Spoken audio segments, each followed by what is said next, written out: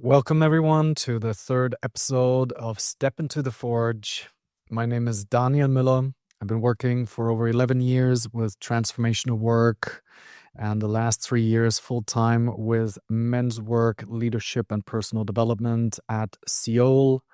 And we provide leadership and personal development programs for the truly successful man. In episode 1, we went into how to map your world, how to reconnect to your inner compass. We call it the 8 outer aspects of true success and the 7 inner dimensions, your outer and your inner world, and what you can do to get more clarity on where you want to take your life. In the second episode, then, we moved into something we call then partial and true success.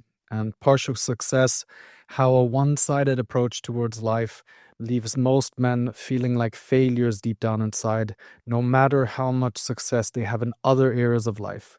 Because ultimately, we're here for life mastery. And life mastery means that we're mastering all areas. And I'm not saying that we all need 10 out of 10 across all areas. This is individual based. But the territory for everyone is the same. And the way that we live our lives, that is unique. So everyone has their own ways with it. Yet we could define today already a few key pieces that we can all bring in together. Today is going to be about leadership and how we define leadership and how we see what mature leadership is and immature leadership is. Specifically in the realm of men, this is very important. It looks a little different for men and women. Men and women are leaders in their own realm. Just men are usually the ones who have a more long-term vision for the future. And I'm generalizing right now with a lot of women. They want to be in the present moment. We obviously as well, but we're also thinking constantly into the future, protecting, defending, providing. When we walk down the streets, we're looking for danger. And when a woman is with her man or the men around, they're just happy in the moment. We're scanning everything. And the moment something happens to us, that's when the woman starts worrying about her future. So these are just like generalizations, but I'm quite sure you can agree to many of the pieces that we're bringing in here. And to dive in deeper, leadership, to begin with, a lot of people think it's about like telling other people where to go and what to do and following those leaders. And that is an element for sure of leadership. Like without someone spearheading, the visionary, the one standing in front of everyone and saying, let's go here. This is the new path. There wouldn't be much at all. Yet there's more to leadership. And so we're going to start just with the definition. And the definition of leadership can be defined very, very easily. And that is taking someone from A to B. So if you're helping someone get from where they are to where they want to go, that is leadership. In that, there's many steps, obviously. And this is where we're going to get into. So at Seoul, we fuse leadership with facilitation. And so the difference between those two is leadership is future-oriented. It is, we could say, more of a masculine principle.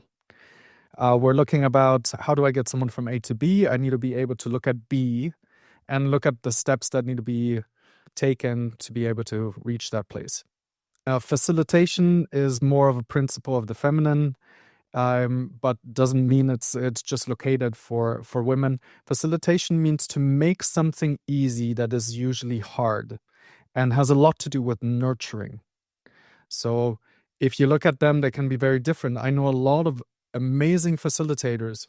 They make you feel so good in the moment, like their workshops are amazing, super cozy, so nice, but they don't go anywhere. Stay with them a little while and they have no direction because it's all just openness. It's all just flow. It's all just allowance. Everything is allowed. But the thing is that a clear container needs direction and it needs the drive in the direction where everyone understands that this is where we're heading. And without that, it feels cozy because anything is allowed, right? Everything is welcome. Everything's so nice. I remember doing that a lot in my breathwork classes because in the breathwork classes, the facilitation is to create the most cozy space ever. and the most safe space ever, so other people can drop in deep, because the breathwork itself can be scary. Now, in the men's work that we do, it's a whole different line. We need a lot more edge, a lot more clarity, a lot more direction, while also facilitating. So on the other side, you have leaders that don't have any facilitation skills. They say, follow me, or here's the direction, let's go. And they're way too fast very often, because they're the only ones seeing where this is heading. That's the visionaries. And then there's a turn and they lose people on the line, because they haven't nurtured and being in the present moment with them. Like, what needs to be done now is facilitation. What do we have to do for the next days and weeks and months and years is leadership. So the fusion of leadership and facilitation is what we see will create a way stronger ability for leaders to support. Some need to lean more into leadership if they've been a lot in facilitation, a lot of allowance, a lot of flow, and the ones who don't, who are very future oriented, constantly driving for the next thing. They need to be looking at, what does my team really need right now? Where is my team? Where are the people that I lead? And now a lot of people think that leadership is all about people in like a CEO or founder, stuff like that. And I just say, like, you always start with self-leadership. You map your life, you go sure that you're living as you speak. You're a role model for the way that you stand for your values. You start with self-leadership, and then you move into leading others, because all of life is about relationships. All work is constantly related to other people, and everything around us, it's all a relationship to life, to this planet, to your emotions, to your body. You get the gist. So leadership is not something where you need a position for. It is inherently yours. So you start with leading yourself, and then you move into leading others.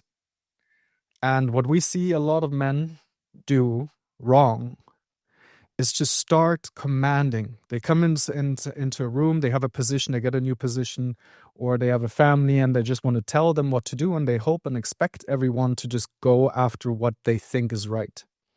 And so that is what we call directive leadership. They're directing and telling people what to do. We see that without a step before, which is receptive leadership, these leaders don't have the impact and the effect that they would love to see. And so for that, we need to go a step back. Leaders are not the ones who speak the most or direct the most. There is a time for all of that. But it is the ones who understand things the most. And to understand things, we first need to shut the fuck up and listen. And that's very hard. It's very hard for a lot of men. I know that. They really, really are. They're like, while someone is talking to them, they're already judging everything that that person is saying. They're already compartmentalizing everything and thinking about what they will say next. And that's not only men, it's like humans per se. They have not been trained in interrelational skills. Authentic relating is a great practice for that. But to be honest, like, everyone should know how to listen, how to reflect, make someone, like, let them know what you heard, and then share impact, so it's not feels like an interrogation. I'll run you, for example, through a short step. So to truly listen, one of my techniques that I use is that while the person speaks, and you can practice it right now with me, while the person speaks, I, instead of having my own voice in my head judging what the person is saying, I repeat in the same time as I hear them in my head, I repeat in their voice everything they're saying. It's an incredible hack. It's really incredible, because it forces you to stay present with the person. It bypasses your immediate judgmental system, which might or might not be useful, depending on how hard your inner critic is and how open you are to just receiving information before judging it. And judgment is not a problem. A lot of people, oh, judgment is bad. No, judgment is essential for life. You need to know, do I like this? Do I not like this? Is this useful for me? Is it not useful for me? Is this going to harm me or is it not? So judgment is important. But suspending judgment until you receive the full data and information is essential for making good judgment, which is called discernment. So discernment is judging wisely, because any fool can judge. But to judge wisely, it takes critical thinking and being able to see the internal metrics that play out. So when you can listen to what I'm saying, and in your mind, you're hearing and speaking every word as me. So you're getting it on your ears and you're getting it on your inner ear, which is your inner voice. This is how you can go sure that you're always present with the person that you're listening to. And you can go sure that you are taking everything in without overriding it with thoughts and other pieces. And in the beginning, it might be hard. You're going to feel like you're stupid because you're not getting any thoughts on top of it. But after a while, you're going to be able to hold imagery. And you're going to be able to have thought processes, and you're going to be able to train your mind to be fully present for hours with a person without losing your focus. And if you do lose focus, you will learn how to bring it back, and you will learn how to train your mind. We already had that in the first episode too, how to train your inner dog to do what it's supposed to do, because the mind is not the master. It's you, your awareness, your consciousness at the center. And if you're letting the dog run wild, you're going to have issues. So you listen, someone's speaking, they tell you what their problems are. And then through good questions, through curiosity, that's the essential piece. If you're not curious about a person, you're not going to learn much about anything. And if you think you know everything anyways, you're not going to learn much in life per se. So curiosity is a little bit of the beginner's mindset, but it's just, being actually interested in a person. Yeah, it's sometimes funny how I notice how little I used to be interested in other people. I was full of myself, way more interested in what I'm going to say next, way more interested in all those pieces, until I understood service and what it really means to make people feel seen, heard, loved, and understood. And don't get me wrong, I like to speak. And I can talk way too much at times, but it's usually there because I want to transmit something very, very important, and that I see as part of my purpose and my mission. All the rest of the time, I know how to shut up and listen, and then I reflect. So in my head, I hear their words, and then I crystallize the most important things they're trying to tell me. What they're trying to tell me shows itself not only in what they say, data, information, right? Words. It also shows in how they say it, and I try to see why they say it. So how they say it is their body language, it's the tonage of their voice, it's the cadence, it's the emotions that I can see behind or assume to see behind, and then their why. So very often when people are in a conflict, everyone's focusing on themselves, like, oh, I'm offended, I'm having a problem, oh, they said this, they said that, judgment in the head. If we would just drop down and see the reason why there is the conflict in the first case, very often in those pieces it would be like the other day I had a little misunderstanding with my brother, and we're sitting there together, and I don't feel heard, he doesn't feel heard. And if I, in that moment, I would go and drop in and see what value he is standing for in that moment. So the value, in this case, I was trying to help him see something he didn't see yet, and he was trying to hold the value that what he offered just before is valuable. Both of them are correct. There's nothing wrong or right in either or. Is really just the piece where if we would see each other in that moment, the misunderstanding would drop and we would be more in connection. And ultimately, that's what we're all yearning for. I think it was Johann Hari, famous therapist, he said, all addiction comes from disconnection. So the antidote to addiction is negative behavior repeated over and over, even though we know that it's not good for us and the people around us, is connection. And so this is how we can build connection. And I want to see the why, I want to see how they speak, and I want to hear what they say. And then I reflect that back to them, because I'm hearing everything and I'm listening to everything and I'm present with them, and I'm not thinking about what I'm going to say next. I'm just summarizing everything, like a Fathom AI or like an AI summary AI nowadays. They're very good. I do that all in my head. And then I let the person speak, and if it's something very, very important to them, if they're emotionally charged or if there's something going on, and believe me, I can do this better every day, so this is an ongoing practice. The people who teach this, I talk to them and they say they're not perfect at this, meaning we can all get hijacked with emotions and think more about ourselves than letting the other person know that we listened. But if we do this here, then it's like, it is saying what I heard you say. So often checking in with other people works very well. Hey, can I reflect back to you what you just said? So I go sure that I understood you fully, and you're the one who tells me if I fully understood you or not. So you can change anything in the reflection or add anything for you to feel that I understood you best. Okay? Is that good for you? And then they give the okay or not. If they don't, then you don't have to reflect. But if they give the okay, then you summarize in your own words, as short as possible, the most important pieces, and then you check in. So is there anything you would like to add or change in the reflection?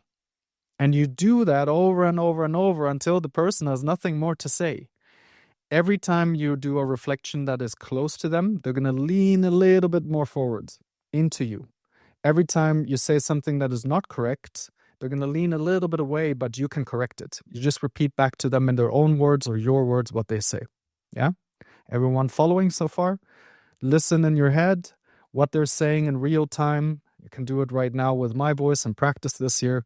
Second, you reflect back to them the most important pieces. You can reflect back what they said, how they said it, and why they said it. And if you hit it right, then they will move closer to you, feel more connected, or move a little bit away, but then you can correct it and they move closer because you're willing to change it.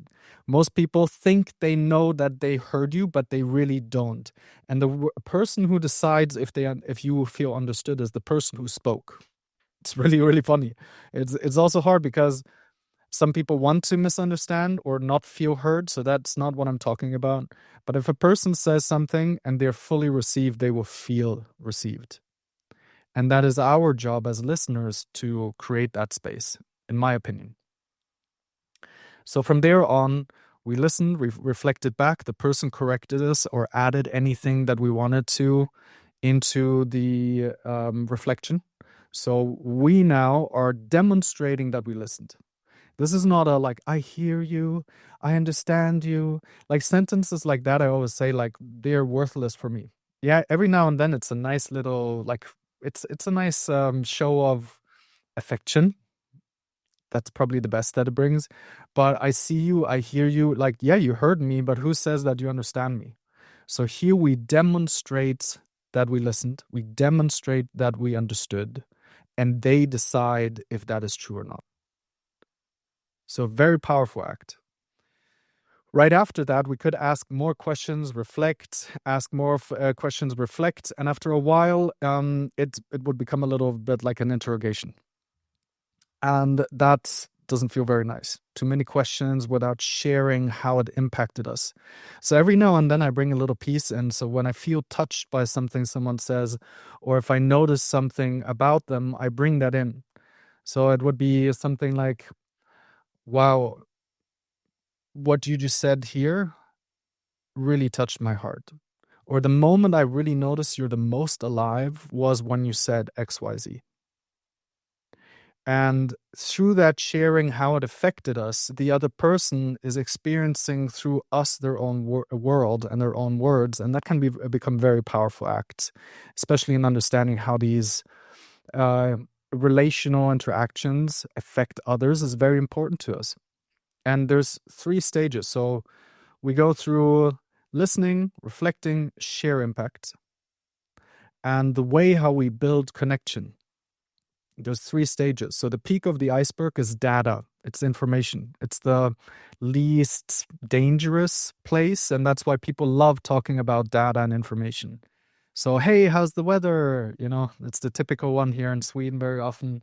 The weather that anyone can talk about. So that's why people, when they meet somewhere and they don't know each other, they like talking about the weather. Because you can start a conversation and it's not dangerous because there's no personal opinions involved. It's just like, oh, the weather is like this or the weather is like that, right? So that's the peak of the iceberg, the least connecting, the most safe. Safe meaning there is no place for misunderstandings. The second layer is then, how do I feel about something? So this is at the personal level. So we share something personal. Now, I share how the weather affects me. Oh, I like it when it rains. So now this is already a little more dangerous because the other person can say like, oh, I don't like it at all when it rains. And now, oh, danger, we have different opinions, right? That's how humans function. So they're the personal level. And if we're secure in ourselves and the other person's secure, sharing our personal opinions doesn't affect anyone. We understand that there's 8 billion opinions plus right now out there, and everyone has one, and none of them are right or wrong. It's just like different flavors that we enjoy or don't enjoy. There's no problem with anything else. And then the deepest level, that's one is the most connecting level of relational part, is interpersonal, meaning it is relational. How is it to be here together right now? How are you experiencing this presence of each other? A sentence that is quite funny is like, so how's this conversation going for you right now? That's quite tricky. It's like, oh, are they going to say it's boring? Is it amazing? What is happening? What's happening between us at this moment? It's the most scary place. It's the most connecting place. And it feels so much aliveness. And that's why I also loved authentic relating and really deep dived into this topic, because I didn't understand other humans and I didn't understand how to build long and deep lasting relationships. And I just sucked at it. And I didn't understand why, because I was treating people like I wanted to be treated instead of treating people how they wanted to be treated. And that fusion only came through listening, reflecting, sharing impact, and seeing how different people truly are and really respecting that. So these 3 stages, you can take them through. You can try it out. Like, some are available for going deeper with you. Like, you can try it with a taxi driver. If you're in a taxi anytime coming from the airport, you can just start talking about something like informational. Then you can try see if they're willing to share something personal. And then you can see if they're willing to communicate about how this interaction is actually going for them. It's quite fun. So if you know how to create connection, I'm quite sure that your life is going to become so much better. I facilitated a mastermind, I don't know, I think it's 7-8 years ago. And we had one top financial advisor with us, and he was already in the top 100 of one of the most prestige financial advisor companies in Europe. And by the end of the mastermind, which was a year, he was number one. And the number one was because he was using motivational interviewing paired with authentic relating practices. And they're very similar. And listen, reflect, share impact, because people love doing business with people who they like. Yeah, they'll do business with the people who are good at it. But if you're also good at it and they like you, that's going to be way higher. And now imagine also in the different realm, which is like with your partner. How many times does your partner actually feel completely and utterly listened to? If you do this practice, you can move out anything out of the way. It's very, very, very powerful. So this is receptive leadership in a nutshell. This is the beginning where it actually starts. It's the communicational skill of truly being receptive. We take in first, we receive data before we go into directive leadership. And any leader who is not capable of doing this, learning this, understanding this, you will see that there's a part of immature leadership in it. And I know definitely that was in my leadership style, very immature, because I just thought I knew and I thought I would need to direct. And that is what a leader does. He tells other people what to do, and this is how it works. But without understanding how they function, like, how do I say? When do I say? Is this a person who I need to lead from the front, or do I need to lead from the back? Is this someone I need to lead at all? Where and how does this person function? And it takes some time to get used to how to like align and see, how does this person need to be invited? Do I need to take a little slower approach to it? And there is, I think, the finesse of a refined leader is to know how to apply and where. So where to apply pressure and not, where to apply more softness and not. It took me years to get to the place where I'm at, and still sometimes I suck at it. So meaning still sometimes No matter how well I try, there is a moment where I might not show up in the way that I would like to due to energy deficiency or any like being tired, drained, overworked, haven't taken care of myself. You see how that ties back all the way to lead myself? So when I'm not leading myself well, I have a hard time leading other people well. But when I do take care of my sleep, my nutrition, my movement and fun and adventure and everything that I need to feel really alive and vibrant, then I love conflict. I love friction because I have the energy to deal with it with a smile and with curiosity and the willingness to receive instead of just trying to get it away because I don't have more energy available at this moment in time. So lead yourself, then receptive leadership. Starts with communication, starts with facilitation. And the layer of facilitation I want to go into here now. We believe that every man should be able to facilitate a one-on-one meeting, a powerful one-on-one container, and a powerful one-to-many container, meaning facilitating a workshop, facilitating a presentation, facilitating anything where there's me, the person, and many other people needing to be affected in the most powerful and impactful way. And then also one-to-one. So without that ability to hold a container and really facilitate this container, a man is rather impotent in his ability to impact and bring change and positive transformation to anyone around him. And you might be like, well, I don't have anyone to impact. What about your family? What about your kids? What about your friends? What about your coworkers? What about your employees? What about people just around you? What about just random people that you meet?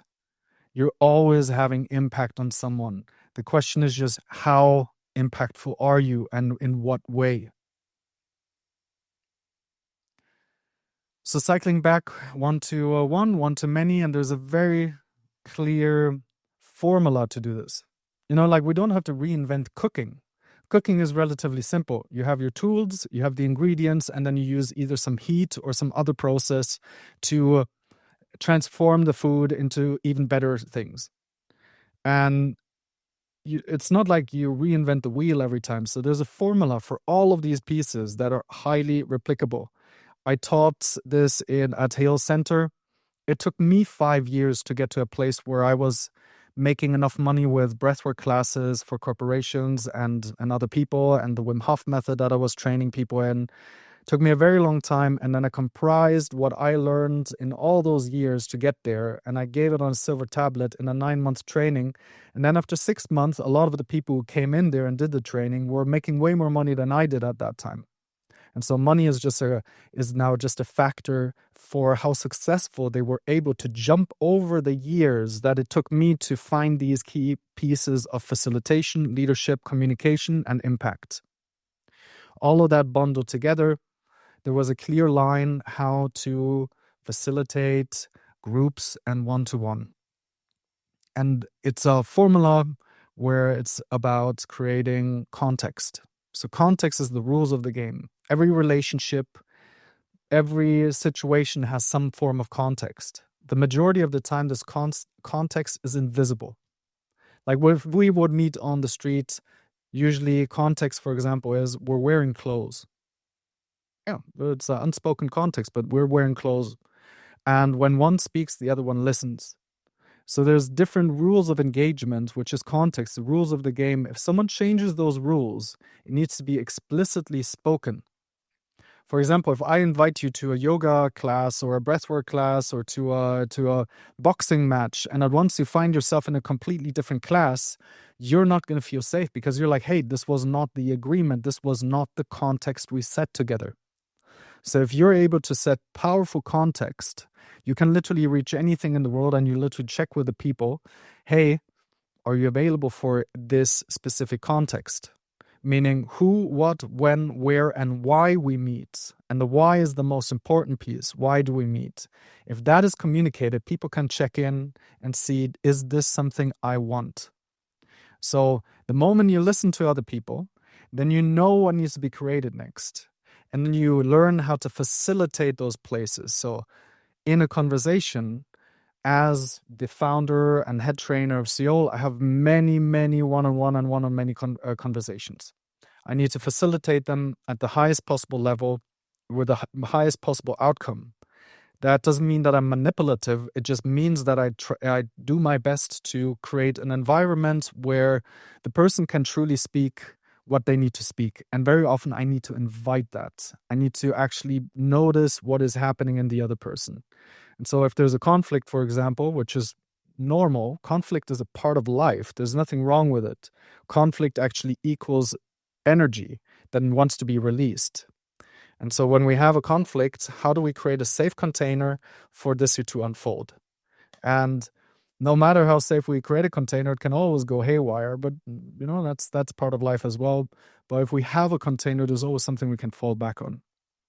And so we set context, and then usually it is around being able to share, openly speak, uninterrupted, and eventually having someone there as a mediator if it's friction. And if there's not, it's about the person noticing one person will be the one receiving and the other will be the one giving.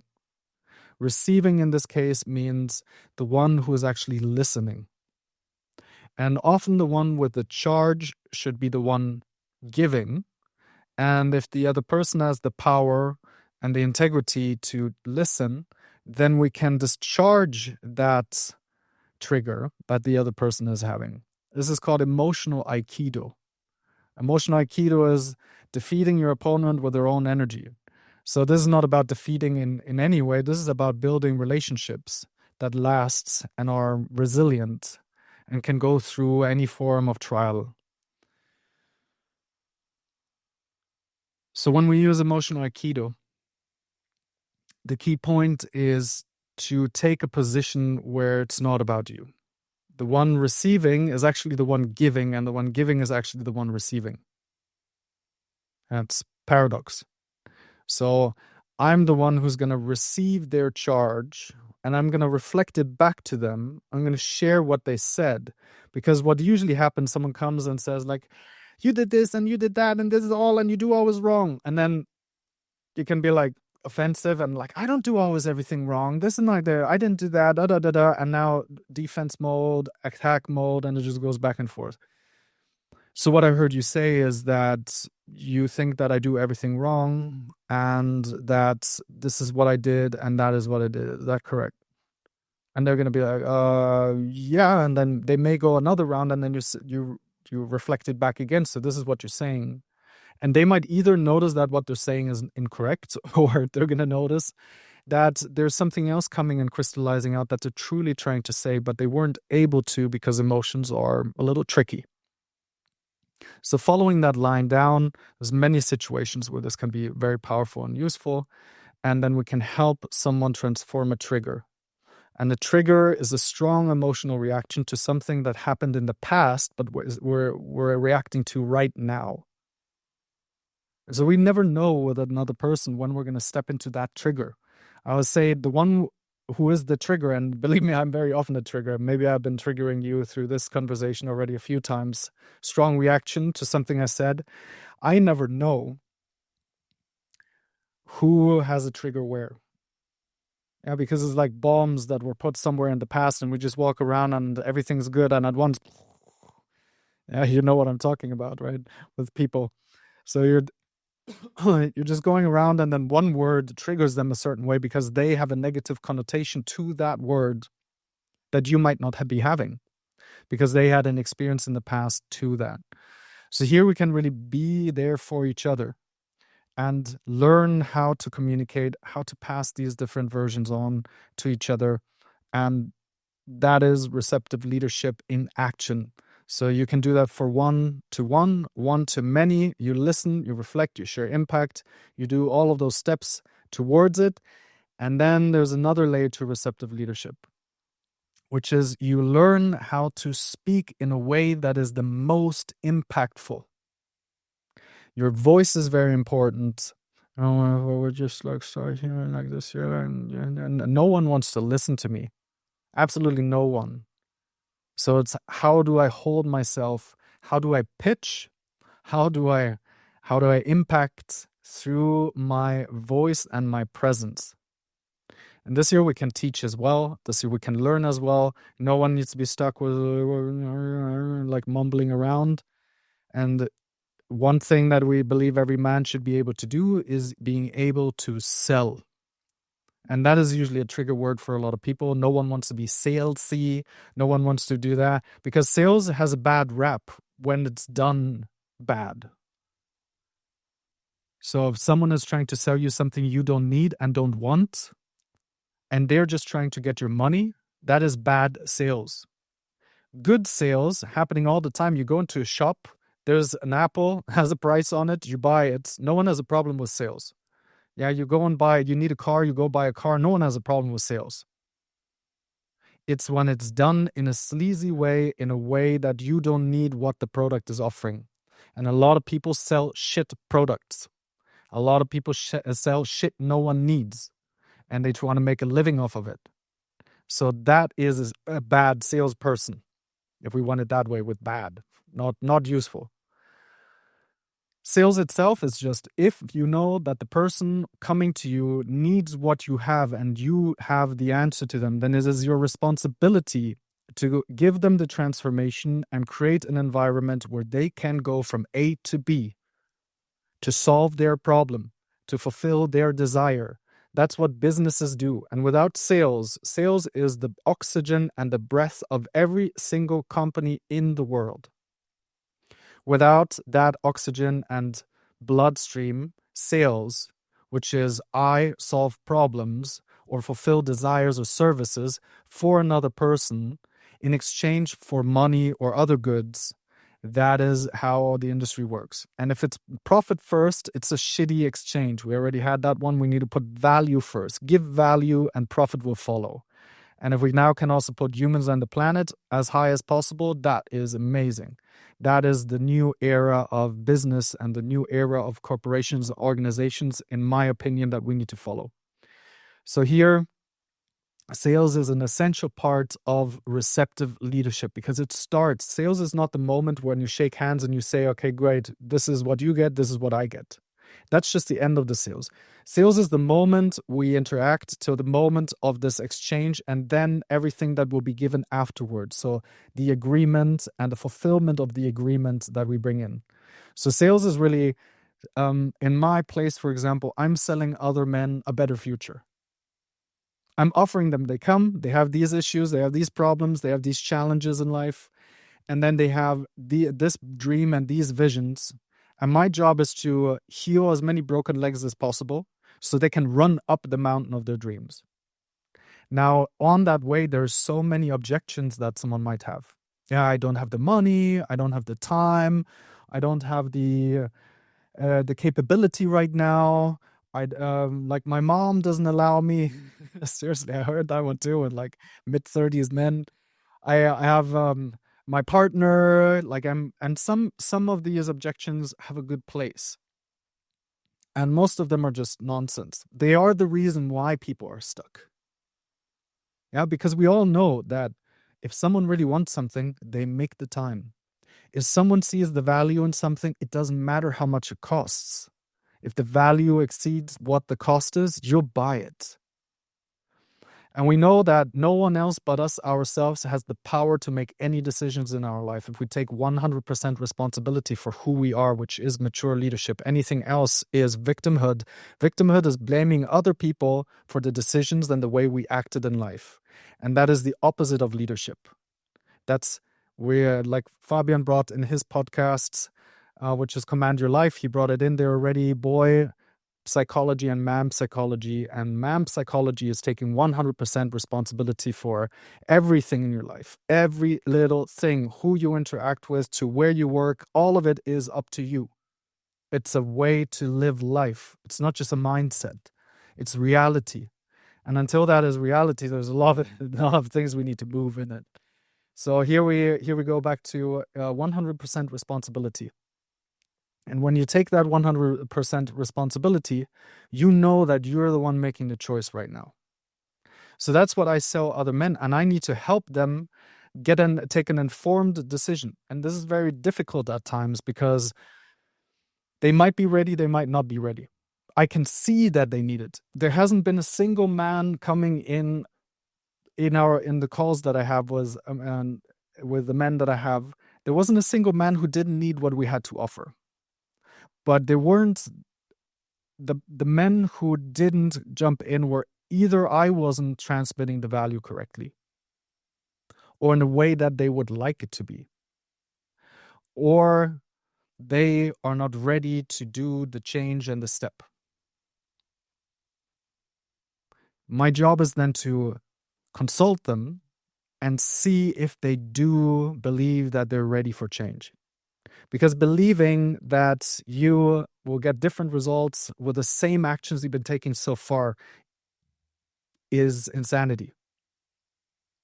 So every man, receptive leadership is understanding that there's a whole journey involved.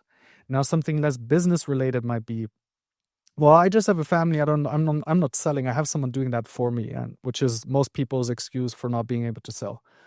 And I would say, like, well, like when you want to bring higher standards to your family, yeah, you notice that eating chips all day, every evening, and eating crappy food is not an option, because you finally wake up that shit is killing your energy and the energy of your family.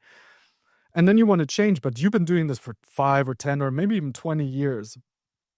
And now you need to convince your sweetheart and your kids to live a better life, or you're going to find a massive amount of resistance, right? Anyone try to change their family? You're going to meet massive resistance. Anyone try to change your wife or to a better world? It's very difficult. So how do you really do those processes in a eloquent fashion? And it's usually not like we do. Like some people are like open and some are not. When you bring something that they need to put more energy in and they will lose some form of pleasure that they're used to, there will be hard resistance. And how you package it, how you communicate it is so essential. When you communicate it to. An example would then be, so you have something very important you want to bring to your partner, something really important to you, and you need their support for it to flourish. For example, let's use the one with, hey, I would love for us to stop eating sugar every night, some candy, the goodies bag every night, because it's crap. Yeah. Stop eating it for a few weeks and eat it again. You're going to see that you're going to have stomachache and you're going to have low energy and you're going to have brain fog. Guaranteed. And so you understand that finally, and you go and you want to bring that to your wife, and you bring it. And the first moment is you just check in. Hey, honey, are you available? I have something really important I would like to talk with you about. Don't worry, there's nothing bad between us. I would love to talk about nutrition and what I noticed I would love to do to make life for us better, because I notice a big change in me when I do something specific I want to bring up. Are you available? So you're just checking, is this a good time, honey, to talk about this? She might say yes or no. If no, then when is a good time? Then you schedule the time. This is all context. And then you have the meeting. If she says yes, cool. So I would love to just share what I've been discovering over the next 5 to 10 minutes. And then I would love to hear from you after you listened all the way through. I would love for you to let me know how that affected you and what you heard me say. And like that, you can go sure that they're letting you know what did they hear. So you know that you've been understood. And then you want to hear how it impacted them. So this is part of the protocol. So then she says yes, and then you bring it in like, honey, like I've been experimenting with sugar and I've been noticing that it really drains my energy. And I have an assumption it would do for you too. And I see the kids, and they have these huge emotional spikes up and down. And then I read up on it, and all of the experts say, well, these emotional outbursts and ADHD and all that stuff is really associated to many factors, of course, but one of them is definitely to sugar spikes, insulin spikes, and glucose spikes. And so I would love to try something out, and I need you to back me because I need you. You're the other part in the family. You're the matriarchy. I'm the patriarchy. And so how what do you think about all of this? She shares and sees, and this is enrollment. This is sales, guys. Not sleazy sales. This is selling someone a better future. How do you get other people to do what they're supposed to do that is good for them, but they don't want to do because it's difficult? Do you see that as facilitation and leadership connected? Take someone from A to B, from sugar junkie to to healthy, and how do you facilitate the journey in a way that makes it easy for them to do the thing that maybe they already tried many, many times? I hope this was a halfway good example for you to see how you can use this in any part of your life. So this is receptive leadership in a package. This is what we deliver in season 2, for example. Season 1 is lead yourself. Season 2 is receptive leadership. Every man should learn these skills. Every man should know how to pitch something. Every man should know how to sell something. Every man should know how to move something from A to B. And every man should know how to make it easy for other people to do the hard things in life that are good for them and beneficial. Yeah, you with me? After this, now we're coming into directive leadership. Now you know how to listen, you build rapport, you build trust through leading yourself. Yeah, you're a trustworthy man because you're a man of integrity. You do as you say. You walk your path. You're not a liar. You're not you're not pretending. You're not hoping to be the man you say you are. You are the man you say you are. So either you have to speak less and do more, or just speak less all in all, just to let your actions speak. So, the cue here is be the man you say you are, because that's going to build trust in people. Second is listen to them, reflect to them, show them that you listen and understand them. That over time will build deep trust. Usually those people will come to you and tell you, hey, I would love your opinion. Hey, can you help me with this? Hey, I would really like to know what you think about this. Naturally, they are searching for your leadership, your mentorship, your allyship, because you are someone who understands them, is living a life of integrity, and that is mature leadership. It attracts other people coming to you for either advice or your input, whatever you want to call it. Some people are like, I don't give advice because who am I to tell other people? I tell you, you can help a lot of people avoid a lot of stupid things if you give them the right advice at the right time. 100%. Now, there's some areas I don't give any advice on because I don't have enough data, and I'm not the one to make that decision. So that is, again, knowing when to lead and when not to lead. Very important piece. So now that we go into directive leadership, you built the rapport, you built trust, you're living the life that as a role model, you're showing that you hold your word of integrity, the values you stand for are all backed by your behavior. And now you have a vision, you have a plan, and you start. And the first phase of leadership is enrollment. I have a dream. I see this. I want to create a better future. This is how this better future looks. From that place on, you're standing in front of many. Like imagine a guy standing or a woman standing on a table and proclaiming a beautiful vision. Like Martin Luther X, or anyone who had a beautiful vision. That's the first part to start with. From there, the second phase of leadership, now you have a few people, they're like, wow, I would really love to be part of this here. So they come and then they say, what should I do? Because they don't know the end product. So then you tell them what to do. Second phase of leadership, delegation, you tell them. Third phase of leadership, then they come to you and ask you, they've done a few times what you told them to do, and then they come and say, what should I do next? And you say, what do you think you should do next? So now you step away from telling them and you make them think about what the next steps are. So they can actually go and figure out what they need to figure out so they can do all the things without you, which is the fourth step of leadership, which is the highest form of leadership. And it's called absence. A great leader starts at 1, goes to 2, goes to 3, and ultimately is there to make himself obsolete. Because we all know we're going to die one day. We're not going to be around. So this is how we pass on and create systems, and we create education, real education. and we help the future generations rise. Too many immature leaders want to stay relevant. They clog the space, they clog the power, they clog the process of being able to rise to the top. And those are usually leaders, they say, no one's as good as me, no one can do all the work there, people don't understand me, it's alone at the top. All that's nonsense. It's nonsense. It's mostly ego speaking, huge, mega, fat egos. Yeah, if this is hitting home for you, you really need to come and hang out with some other leaders around so you understand how you make other people shine. Because mature leadership is all about making yourself obsolete, not you staying in realm 3 where you feel all fancy and all good about yourself and other people are really not coming to the place where they feel like they are leaders. Our philosophy is a great leader creates leaders who create leaders who create leaders.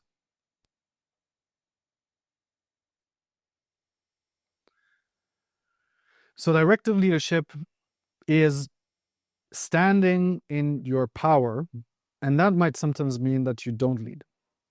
It sometimes means you need to lead from the front. It sometimes means you need to lead from the back, sometimes from the middle, or whatever is required. Leadership doesn't have a clear style. Some people just feel more comfortable in one realm. Yeah, I'm usually the challenger. I get a lot of shit for challenging people. This is also the main reason why people love me. The people who love growth and transformation and integrity, they love me. People who try to avoid responsibility and they don't have a good time with me because I don't have a good time with them. Yeah. So the ones who are like interested in the same values of taking 100% responsibility, becoming mature leaders, they have a great time with me because they love iron sharpens iron. They love feedback. They love hearing the pieces that they could do better. They love looking at themselves and seeing what could be done in a new or better way. It is essential. And people who avoid responsibility, and no, it's your fault, it's your fault, it's your fault. I'm like, at a certain point in time, you're right. It is my fault. I put you into this position. I chose you for this, and you suck. So I'm going to remove you from that position. Do you see now? A lot of people would judge me for that, especially in Swedish HR, where you're not allowed to tell anyone anything that might be true, that might hurt them. For me, that's all like kindergarten. Everyone gets a medal. Yeah, sure. If everyone gets a medal, why should I try hard? Everyone's getting a medal.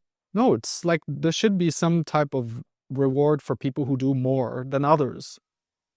Oh, baseline. That's how life works. So leadership here, again, directive leadership, you do what is required as a leader. It doesn't matter what. If it requires you to clean the toilets, you clean the frigging toilets. If it requires you to be hard, you're going to be hard. If it requires you to be soft, you're going to be soft. If you need to be vulnerable, you're going to be vulnerable. You need to play, and the only way how to find out is by you being authentic and trying it out and getting burnt. But too often, leaders are scared of being seen in a specific way, either being violent, aggressive, or brutal, or other kinds of ways. And really just like everyone's just scared to be misunderstood. One of my superpowers is that I'm willing to be misunderstood as long as it takes to prove my point. That might be 5 or 10 years people think I'm an asshole for something that they learn later is like, wow, Daniel's the only one who actually took responsibility for this. Because leadership is not a popularity contest, even though that's what they're trying to portray in the US presidential elections. It's not a popularity contest. It's the ones willing to make the hardest decisions where people don't want to take responsibility for those pieces. And great and mature leadership is the ones who have the highest possible standards, and they know how to motivate a team to reach those higher standards. Not the one who has the best skills, not the one who is who's the most popular. It's the one who has the highest standards and knows how to bring everyone else to those higher standards. You will see those are the thriving teams and corporations that are around. Not one guy shining at the top and I'm the big leader. Everyone else is the follower. I'm the smarter than anyone else. All of that is stupid ego talk. Usually men who have achieved something and they have a self-grandiosity complex. They can have that, but be of service. Yeah, that's the real thing. Help as many men rise to that top as you. Don't hog the space. Don't pretend like and put everyone else down so you can feel better about yourself. Lift everyone up beyond you so they think that they did the work. And that's a reminder for myself too, because sometimes I don't do it because I need to practice better and more. This is an ongoing journey. So leadership is an ongoing journey. Ongoing practice. Continuous. The skills are infinite skills. We can get better and better and better and better, no matter at what place we're at, no matter how long we've done it. There's always a new piece that we can acquire. In the first 80%, I like the 80-20 rule, like 80% of the accomplishment you can achieve in 20% of the time, and the last 20%, you're going to need 80% of the time to reach it. So that last 20% takes quite a long time, but already reaching that 80%, getting to that and holding that frame in most of our areas is very, very, very effective. And so directive leadership now is the ability to take someone from A to B in the most impactful and direct way. And there's many, many different forms of transformation that need to happen. We can always put them into physical, emotional, mental, and spiritual impact. So is the problem or the challenge solved through physical, emotional, mental, or spiritual input? Is it done through the mind? Is it done through the body? Is it done through the emotions? Is it done through the higher frequencies of energy? What is a way or a path forward? And it gets more and more complex the more we go into, for example, something we're involved in, which is social engineering. How do we engineer the best environment for the most whole human being to flourish for generations to come? That's social engineering. There's a lot of social engineering going on right now, but it's all around how do we dominate the masses so we have more and they have less and we have all the fun. That's a shitty way. That's immature leadership. They say humans are like cattle. They're like, they're the servants, they're the slaves. We're so much better than them because random lottery, of where we were born and to what family we're born into. So mature leadership is we're serving all, like the deeper you are in service, the more you're in service to all of life, all beings. Now, obviously, you can think about every single fly that you're driving into on the highway, or everyone has their form of saying, this is the corner that I give the most thought to, the most heart to, the most time to, and then everyone needs to choose their core values that they want to stand for, because you can't do it all. That's not what I'm talking about.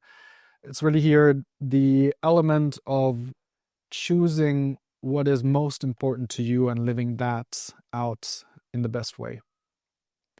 So directive leadership is going to make you more impactful, able to transform your family, your team, most of all yourself, because the leader, like the true king, is the ultimate servant of the realm. A true king is the ultimate servant of the realm. False kings are like the emperors of Rome. There were really powerful emperors of Rome who were servants to the people and the realm would flourish. And then there were the self-absorbed emperors who were just engaged in pleasure and themselves and decadence. And here we can clearly see the difference between mature and immature leadership. Immature leadership is always about, what do I get out of this year? Mature leadership is always looking, how can we create win-win-win situations? Because the game that goes, I need to win, you're going to lose, is going to leave losers that later will attack the winners. So it's the cycle of violence, literally, that we're seeing at this moment in time. And so there's always going to be war and hate and crime because someone feels that the other one hurt them. And that might be true. There are real victims in this world. And then there's this ongoing cycle of violence. So the only way how to break that cycle, the win-lose cycle, which will either end in total destruction or total domination. If you just let the cycle of time spin all the way through as fast as possible, you're going to see win-lose game will end in total domination or total destruction. So the plan B or game B is win-win-win solutions. We need to go sure that everyone who we interact with, as often as we can, we're creating win-win-win situations, because that brings abundance to everyone. So that is a cycle of mature leadership, looking at all of the components. And obviously, sometimes it's pest or cholera that we have to choose from. If you don't know what that is, pest or cholera is just two really horrible diseases, and you need to choose one of them. And leaders have to often make a choice that is going to make 50% angry with you, or the other is going to make the other 50% angry with you. And it doesn't really matter. You're going to have to make a choice, and it's very difficult. It's very hard. And that's what leadership often is, making the hard choices that no one else wants to take responsibility for or make. And for that, you need to have courage. You need to be authentic. You have to be willing to show yourself. You have to be willing to show yourself, and yet you still have to play your own role. You have to see how society works and still really be connected to your soul and your soul's yearnings. And so a leader is in a very hard corner. It's very difficult because he has to match so many things, outer ones, inner ones, and all the pieces that come into that play. And for that, we need to know how we can create transformation in other people, because that's really what makes the change. That's what leaders today are here to do. It's either inspiration, to inspire others to do more, to be more, to give their best, or it is coming in a place of where we share a vision, where people can unite in and move forwards. And more than so, it is how do we create a movement where we are creating something of true value for each other. And for that, we have a process that we bring in. We believe every man should be able to coach, mentor, and be an ally. So knowing what is what and how they always work, because coaching and mentoring is not the same. Coaching is usually helping someone reach a specific goal. Mentoring is more of listening and helping the other person find their answers themselves. So using their higher intelligence and helping them bring it out, bring the best out in them. And then there's the ally, and the ally is with you no matter what, and he just stands by your side, unbreaking, like a shield wall. One shield is not enough, and one sword. But you have a lot of shields and a lot of swords around you. That is a powerful constellation that we're creating here together in our Seoul Alliance. Because we're all not as strong in certain positions, and we need other people to help us in those areas. And we can become strong in those areas as well. Usually, what is someone's genius might be our shortcoming. Let's call it that way. And their shortcoming might be our genius. And that's how we can really how we can really add to each other and support each other. And so leadership, highest mature leadership, is not you alone at the top. Because the leader is the one everyone goes to for something. You need your band of brothers. You need your alliance of leaders who help you be the man for everyone else.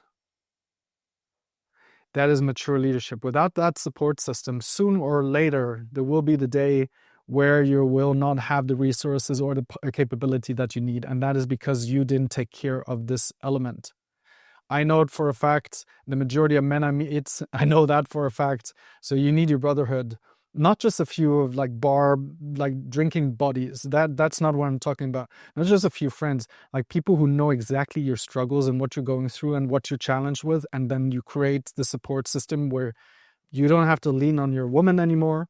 You obviously can lean on her for the things that specifically she is made for.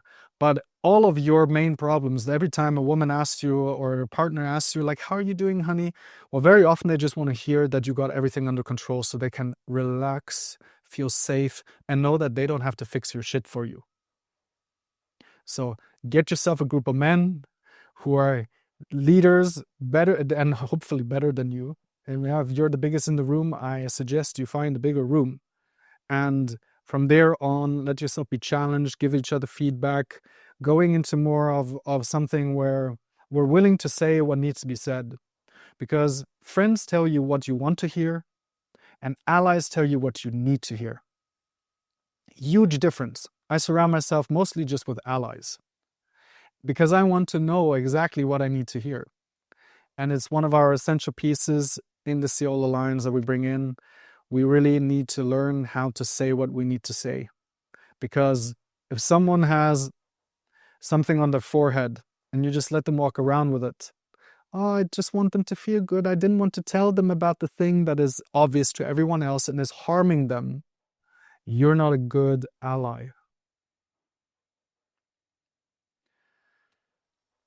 The last piece, season 4, after going into leading yourself, receptive leadership, directive leadership, we go into action. And that's the only place where really everything happens. Sitting around, meditating, all amazing, love meditation, very important part for centering. That's all lead yourself. Leading others happens in action. Leading in life happens in action. Bringing in spirituality without action is no spirituality. It is delusion. I'll say it again. Spirituality without action is delusion. So we need to apply what we want to bring into the world.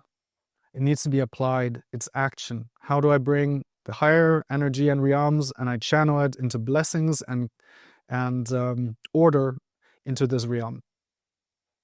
That is really what we're here to do. And anything else is delusion.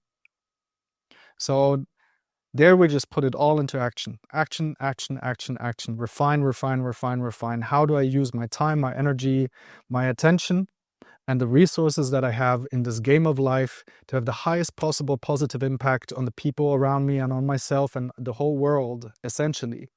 And how do we build true power? True power is not, I am that and you need to do what I say, because that's not leadership. That's domination. It is, how do I create something so beautiful that other people want to be part of? And how do I then help them become the leaders to replace me? Because I will be replaced by life itself. And so they can continue to flourish. And I lay the block for the future of humanity and the future of this planet in a way that brings the most out for everyone. I hope this guidance is helping you on your path forward in leadership. And if you want to know more, check us out, follow me, share this podcast with a friend, and you can check out www.seol.center, CENTER. It was a pleasure sharing with you about my teaching and musing and the things that over 100 satisfied men have been going through together. Next episode, I'll be taking you deep into what you can do to cultivate your inner strong suit against the inner critic, because I see a lot of men walking around with a big inner critic, and my main tactics, how you can work with that to overcome and fortify what is really important for you, which is your deep inner friendship to yourself. So from my side, over and out. See you in the forge. Have a great day.